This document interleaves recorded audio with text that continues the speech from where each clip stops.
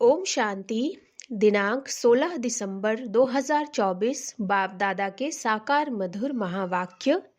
मीठे बच्चे, यह पावन बनने की पढ़ाई सब पढ़ाइयों से सहज है। इसे बूढ़े जवान बच्चे सब पढ़ सकते हैं। सिर्फ 84 जन्मों को जानना है। प्रश्न: हर एक छोटे व बड़े को कौन सी प्रैक्टिस जरूर करनी चाहिए? उत्तर: हर एक को मुरली चलाने की प्रैक्टिस जरूर करनी चाहिए, क्योंकि तुम मुरलीधर के बच्चे हो। अगर मुरली नहीं चलाते हो तो ऊंच पद नहीं पा सकेंगे। किसी को सुनाते रहो तो मुख खुल जाएगा। तुम हर एक को बाप समान टीचर जरूर बनना है। जो पढ़ते हो वह पढ़ाना है। छोटे बच्चों को भी यह पढ़ाई पढ़ने का हक है। वह भी बेहद के बाप का वर्षा लेने के अधिकारी है। ओम शांति। अभी आती है शिव बाबा की जयंती। उस पर कैसे समझाना चाहिए? बाप ने तुमको समझाया है, वैसे तुमको फिर औरों को समझाना है। ऐसे तो नहीं बाबा जैसे तुमको पढ़ाता है वैसे बाबा को ही सबको पढ़ाना। शिव बाबा ने तुमको पढ़ाया है, जानते हो, इस शरीर द्वारा पढ़ाया है। बरोबर हम शिव बाबा की जयंती मनाते हैं। हम नाम भी शिव का लेते हैं। वह तो है ही निराकार, उनको शिव कहा जाता। वो लोग कहते हैं शिव तो जन्म मरण रहित है, उनकी फिर जयंती कैसे होगी? यह तो तुम जानते हो कैसे नंबरवार मनाते आते हैं, मनाते ही रहेंगे। तो उन्हों को समझाना पड़े। बाप आकर इस तन का आधार लेते हैं। मुख तो जरूर चाहिए, इसीलिए गौमुख की ही महिमा है। यह राज जरा पेचीला है। शिव बाबा के ऑक्यूपेशन को समझना है। हमारा बेहद का बाप आया हुआ है, उनसे ही हमको बेहद का वर्षा मिलता है। बरोबर भारत को बेहद का वर्षा था और किसको होता नहीं। भारत को ही सचखंड कहा जाता और बाप को भी ट्रुथ कहा जाता। तो यह बातें समझानी पड़ती हैं। फिर कोई को जल्दी समझ में नहीं आता, कोई झट समझ जाते। यह योग और एजुकेशन अर्थात पढ़ाई दोनों सीख सकने वाली चीजें हैं। उसमें भी योग जास्ती खिसकता है। नॉलेज तो बुद्धि में रहती ही है, बाकी याद ही घड़ी घड़ी भूलते हैं। नॉलेज तो तुम्हारी बुद्धि में है ही कि हम कैसे 84 जन्म लेते। जिनको यह नॉलेज है वही बुद्धि से समझ सकते हैं कि जो पहले पहले नंबर में आते हैं वही 84 जन्म लेंगे। पहले ऊंचते ऊंच लक्ष्मी नारायण को कहेंगे। नर से नारायण बनने की कथा भी नामी ग्रामी है। पूर्णमासी पर बहुत जगह सत्यनारायण की कथा चलती है। अभी तुम जानते हो हम सचमुच बाबा द्वारा नर से नारायण बनने की पढ़ाई पढ़ते हैं। यह है पावन बनने की पढ़ाई और है भी सब पढ़ाइयों से बिल्कुल सहज। 84 जन्मों के चक्र को जानना है और फिर यह पढ़ाई सबके लिए एक ही है। बूढ़े बच्चे जवान जो भी हो सबके लिए एक ही पढ़ाई। छोटे बच्चों को भी हक है। अगर माँ बाप इन्हों को थोड़ा थोड़ा सिखाते रहे तो टाइम तो बहुत पड़ा है। बच्चों को भी यह सिखाया जाता है कि शिव बाबा को याद करो। आत्मा और शरीर दोनों का बाप अलग अलग है। आत्मा बच्चा भी निराकारी है तो बाप भी निराकारी। यह भी तुम बच्चों की बुद्धि में है। वह निराकार शिव बाबा हमारा बाप है। कितना छोटा है, यह अच्छी रीति याद रखना, भूलना नहीं चाहिए। हम आत्मा भी बिंदी मिसल छोटी हैं। ऐसे नहीं ऊपर जाएंगे तो बड़ी दिखाई पड़ेगी, नीचे छोटी हो जाएगी। नहीं, वह तो है बिंदी। ऊपर में जाएंगे तो तुमको जैसे देखने में भी नहीं आएगी। बिंदी है ना, बिंदी क्या देखने में आएगी। इन बातों पर बच्चों को अच्छी रीति विचार भी करना है। हम आत्मा ऊपर से आई है शरीर से पाठ बजाने। आत्मा घटती बढ़ती नहीं है। ऑर्गन्स पहले छोटे फिर बड़े होते हैं। अभी जैसे तुमने समझा है वैसे फिर औरों को समझाना है। यह तो जरूर है, नंबरवार जो जितना पढ़ा है उतना ही पढ़ाते हैं। सबको टीचर भी जरूर बनना है सिखाने लिए। बाप में तो नॉलेज है, वह इतनी छोटी सी परम आत्मा है, सदैव परम धाम में रहते हैं। यहाँ एक ही बार संगम पर आते हैं।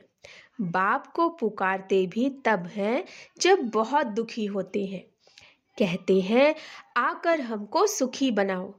बच्चे अब जानते हैं, हम पुकारते रहते हैं बाबा आकर हमको पतित दुनिया से नई सतयुगी सुखी पावन दुनिया में ले चलो, अथवा वहां जाने का रास्ता बताओ। वह भी जब खुद आवे तब तो रास्ता बतावे। वह आएंगे तब जब दुनिया को बदलना होगा। यह बड़ी सिंपल बातें हैं, नोट करना है। बाबा ने आज यह समझाया, हम भी ऐसे समझाते हैं।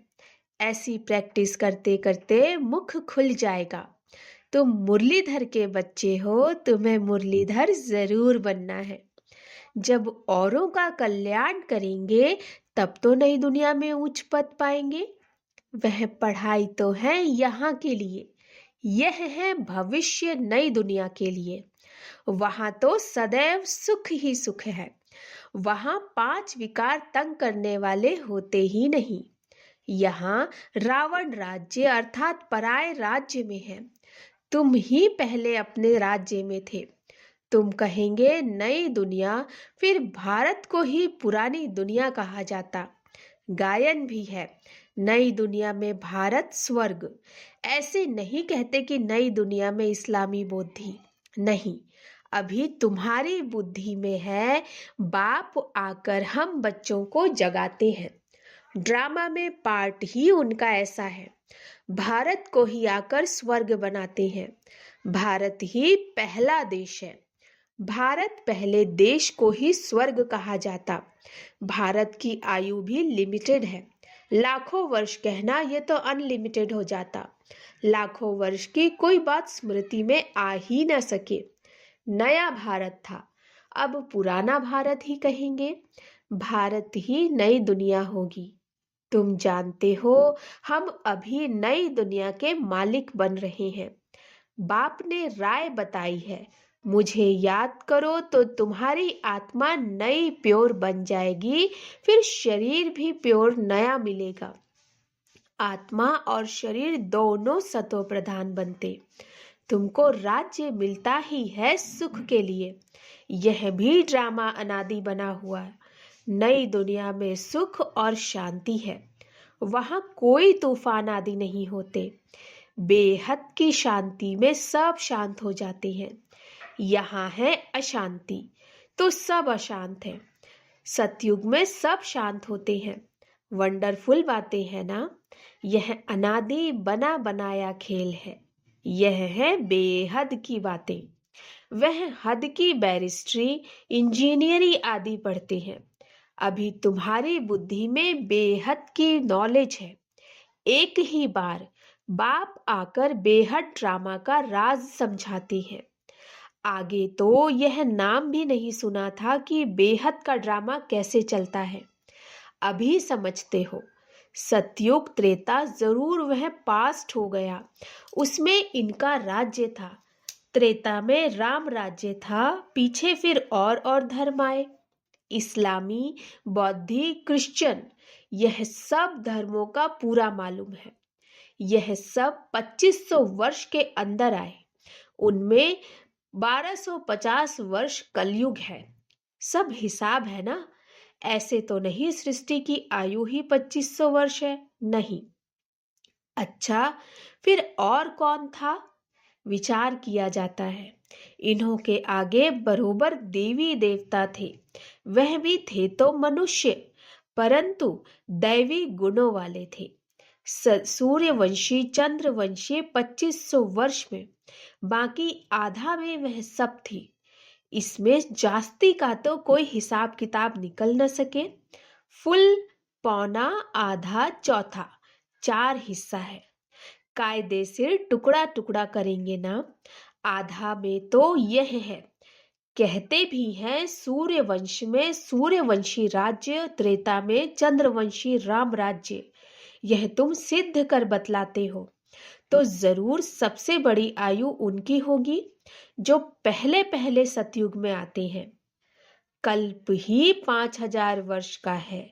वो लोग 84 लाख योनियां कह देते, तो कल्प की आयु भी लाखों वर्ष कह देते। कोई माने भी नहीं, इतनी बड़ी दुनिया हो भी न सके। तो बाप बैठ समझाते हैं, वह सब है अज्ञान और यह है ज्ञान। ज्ञान कहाँ से आया यह भी किसको नहीं पता। ज्ञान का सागर तो एक ही बाप है, वही ज्ञान देते हैं मुख से, कहते हैं गौमुख। इस गौ माता से तुम सबको अडॉप्ट करते हैं। यह थोड़ी सी बातें समझाने में तो बहुत सहज है। एक रोज समझाकर फिर छोड़ देंगे तो बुद्धि फिर और बातों में लग जाएगी। स्कूल में एक दिन पढ़ा जाता है या रेगुलर पढ़ा जाता है। नॉलेज एक दिन में नहीं समझी जा सकती। बेहद का बाप हमको पढ़ाते हैं तो जरूर बेहद की पढ़ाई होगी। बेहद का राज्य देते हैं। भारत में बेहद का राज्य था ना। यह लक्ष्मी नारायण बेहद का राज्य करते थे। किसको यह बातें स्वप्न में भी नहीं है। जो पूछे कि इन्होंने राज्य कैसे लिया, उन्होंने प्योरिटी जास्ती थी। योगी है ना, इसीलिए आयु भी बड़ी होती है। हम ही योगी थे, फिर 84 जन्म ले भोगी भी जरूर बनना है। मनुष्य नहीं जानते कि यह भी जरूर पुनर्जन्म में आए होंगे। इन्हों को भगवान भगवती नहीं कहा जाता। इनसे पहले तो कोई है नहीं जिसने 84 जन्म लिया हो। पहले पहले जो सतयुग में राज्य करते हैं वही 84 जन्म लेते हैं, फिर नंबरवार नीचे आते हैं। हम आत्मा सो देवता बनेंगे, फिर हम सो क्षत्रिय, डिग्री कम होगी। गाया भी जाता है पूज्य सो पुजारी। सतो प्रधान से फिर तमो प्रधान बनते। ऐसे पुनर्जन्म लेते लेते नीचे चले जाएंगे। यह कितना सहज है। परंतु माया ऐसी है जो सब बातें भुला देती। यह सब पॉइंट्स इकट्ठी कर किताब आदि बनाए, लेकिन वह तो कुछ रहेंगी नहीं। यह टेम्पररी है। बाप ने कोई गीता नहीं सुनाई थी। बाप तो जैसे अब समझा रहे हैं ऐसे समझाया था। यह वेद शास्त्र आदि सब बाद में बनते हैं। यह सब होल लॉट जो है विनाश होगा तो सब जल जाएंगे। सतयुग त्रेता में कोई पुस्तक होता नहीं, फिर भक्ति मार्ग में बनते हैं। कितनी चीजें बनती हैं। रावण को भी बताते हैं, बनाते हैं, परंतु बेसमझी से कुछ भी बता नहीं सकते। बाप समझाते हैं, यह हर वर्ष बनाते हैं और जलाते हैं। जरूर यह बड़ा दुश्मन है, परंतु दुश्मन कैसे है यह कोई नहीं जानते। वह समझते सीता चुरा ले गए, इसीलिए शायद दुश्मन है। राम की सीता तो चुरा ले जावे तो बड़ा डाकू हुआ ना। कभी चोरी की? त्रेता में कहे व त्रेता के अंत में इन बातों पर भी विचार किया जाता। कभी चोरी होनी चाहिए। कौन से राम की सीता चोरी हुई? राम सीता की भी राजधानी चली है क्या? एक ही राम सीता चले आए हैं क्या? यह तो शास्त्रों में जैसे एक कहानी लिखी हुई है। विचार किया जाता है कौन सी सीता। 12 नंबर होते हैं ना राम सीता। तो कौन सी सीता तो को चुराया? जरूर पिछाड़ी का होगा। यह जो कहते हैं राम की सीता चुराई गई, अब राम के राज्य में सारा समय एक का ही राज्य तो नहीं होगा, जरूर डिनाइस्टी होगी। तो कौन से नंबर की सीता चुराई? यह सब बहुत समझने की बातें हैं। तुम बच्चे बड़ी शीतलता से किसको भी यह सब राज समझा सकते हो। बाप समझाते हैं भक्ति मार्ग में मनुष्य कितना धक्का खाते खाते दुखी हुए। अब जब अति दुखी होते हैं तब रड़ियां मारते हैं, बाबा इस दुख से छुड़ाओ। रावण तो कोई चीज नहीं है ना, अगर है तो अपने राजा को फिर हर वर्ष मारते क्यों हैं? रावण की जरूर स्त्री भी होगी। मंदोदरी दिखाते हैं, मंदोदरी का बुत बनाकर जलाएं ऐसा कभी नहीं दिखाते। तो बाप बैठ समझाते हैं यह है ही झूठी माया झूठी काया। अभी तुम झूठे मनुष्य से सच्चे देवता बनने बैठे हो। फर्क तो हुआ ना? वहां तो सदैव सच बोलेंगे, वह है सचखंड, यह है झूठ खंड। तो झूठ ही बोलते रहते हैं। अच्छा, मीठे मीठे सिकिलधे बच्चों प्रति मात पिता बाप दादा का याद प्यार और गुड मॉर्निंग। रूहानी बाप के रूहानी बच्चों को नमस्ते। हम रूहानी बच्चों की रूहानी मात पिता बाप दादा को नमस्ते नमस्ते नमस्ते। गुड मॉर्निंग बाबा। धारणा के लिए मुख्य सार। ज्ञान सागर बाप जो रोज बेहद की पढ़ाई पढ़ाते हैं उस पर विचार सागर मंथन करना है। जो पढ़ा है वह दूसरों को भी जरूर पढ़ाना है। दूसरा, यह बेहद का ड्रामा कैसे चल रहा, यह अनादि बना बनाया वंडरफुल ड्रामा है। इस राज को अच्छी रीति समझकर फिर समझाना है। वरदान। पवित्रता की श्रेष्ठ धारणा द्वारा एक धर्म के संस्कार वाले समर्थ सम्राट भव। पवित्रता की श्रेष्ठ धारणा द्वारा एक धर्म के संस्कार वाले समर्थ सम्राट भव। आपके स्वराज्य का धर्म अर्थात धारणा है पवित्रता। एक धर्म अर्थात एक धारणा। स्वप्न व संकल्प मात्र भी अपवित्रता अर्थात दूसरा धर्म ना हो, क्योंकि जहाँ पवित्रता है वहाँ अपवित्रता अर्थात व्यर्थ व विकल्प का नाम निशान नहीं होगा। ऐसे संपूर्ण पवित्रता के संस्कार भरने वाले ही समर्थ सम्राट हैं। अभी के श्रेष्ठ संस्कारों के आधार से भविष्य संसार बनता। अभी के संस्कार भविष्य संसार का फाउंडेशन है। स्लोगन। विजयी रत्न वही बनते जिनकी सच्ची प्रीत एक परमात्मा से है। विजयी रत्न वही बनते जिनकी सच्ची प्रीत एक परमात्मा से है। अच्छा, ओम शांति।